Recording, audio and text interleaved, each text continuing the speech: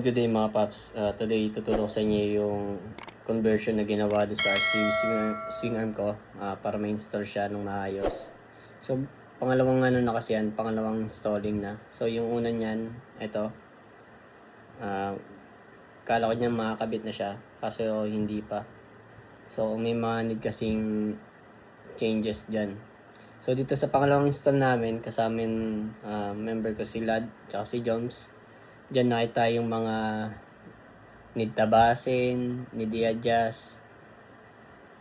Kaya namin napasok na maayos yung RCB swing arm. So nung una, akala ko rin plug and play lang tong RCB swing arm na to.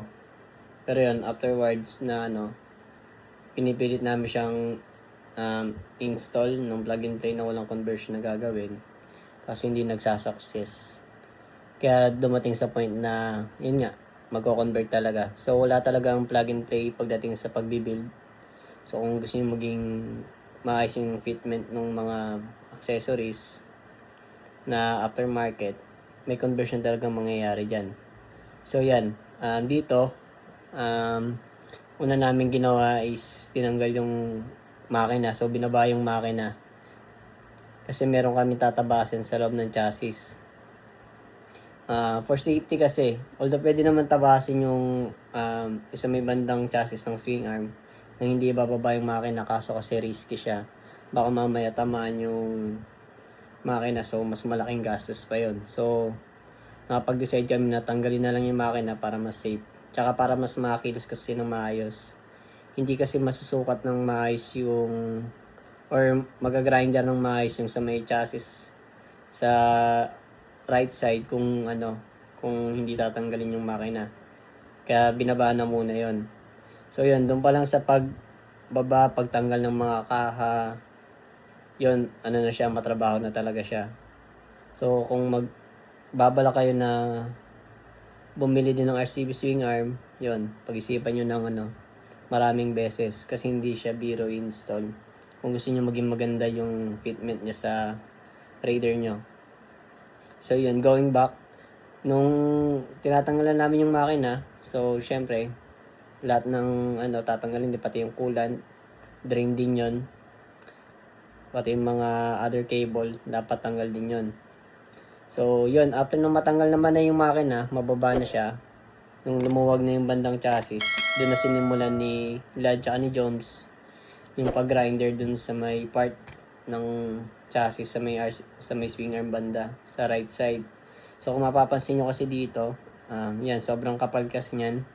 Ayun yung nagiging reason bakit hindi ma-align yung swing arm sa gitna. So kapag hindi namin yung tinabas, ganito yung magiging itsura niya. So nakapaling yung gulong lamang sa kanan or lamang sa kaliwa yung gulong. So need talagang magtabas sa may right side para pumasok yung swing arm. So yan, sa pagtabas naman dyan, hindi siya, nung una, hindi namin makuha yung tamang sukat. So ang nangyayari is, tansyahan lang. So ilang beses kaming nagtanggal kabit ng swing arm para lang makita yung fitment niya kung okay na ba or magtatabas pa. So yun, sobrang tagal namin dyan, lalo na si Jones tsaka si Lad.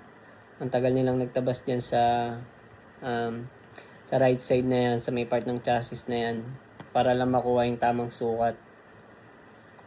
Then nung I think limang try or more than pa bago maging successful yung pagtabas sila makuha yung tamang sukat para maging align yung swing arm. Ngayon, nung nakuha na yung tamang tabas sa may right side, nag-washer naman kami or spacer dito sa may kaliwa. Yun naman yung magiging reason para matulak naman yung swing arm pa kanan para ma-align sa gitna. So yun, mag-spacer kayo dito sa may kaliwa. So ipapasukat ko yung yung mismong spacer kung ilang yung inabot nun para mas accurate. Ngayon kasi hindi pa nakukuha yung mismong sukat. So ang sinasabi ko pa lang sa inyo is yung changes na gagawin. So siguro once na na nakuha ko na, gagawa na lang ako ng separate video.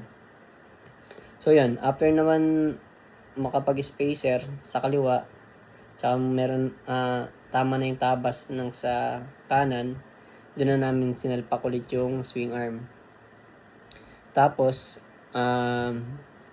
nung napasok na-align naman na, nung nakuha na namin yung center nung gulong tsaka nung swing arm, doon naman kami nagkaroon ngayon ng problema pagdating sa bracket ko ng tupat.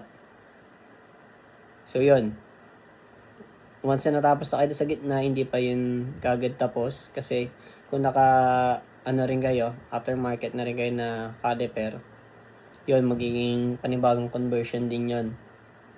So hindi siya yung after sa gitna is tapos na.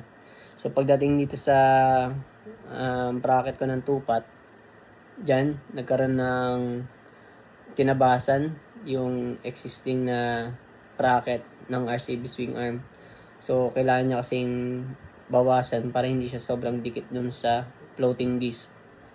Kapag hindi kasi tinabasan, sumasayad yung pinaka-bracket. For example, ito yung existing bracket do sa swing arm, then ito yung disc. So sobrang 0-0 lang yung clearance niya. So kailangan namin magtabas para umusog to, para hindi na tumatama yung disc. Kasi naka-floating disc na rin ako na 220mm sa likod. So kailangan siyang tabasin. So yun, sa bracket na rin na yun, sa part na yun, trial and error din. Hindi rin makuha yung exact na sukat kasi una okay siya. So once na nakabit na lahat, pati gulong, yung mga spacer, yun, tumatama na naman siya.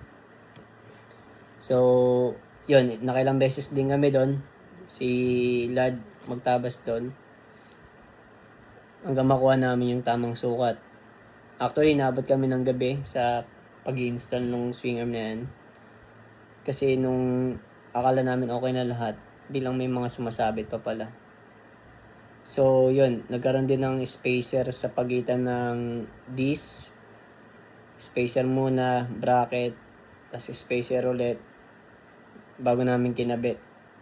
So wala kaming tinabas pagdating naman sa stock na spacer ng mugs. Walang changes doon. Wala nang tabas-tabas pa doon. Then sa more on more on spacer yung ginamit. Yung tabas naman nangyari lang din sa loob ng chassis na sa right side. Doon lang nagkaroon ng tabas, tsaka tabas sa bracket doon sa may swing arm para sa may bracket, para sa bracket ng caliper, para pumasok na ng tama. So yun, after siguro halos 12 hours namin ginawa yan, conversion na yun, para lang matapos siya.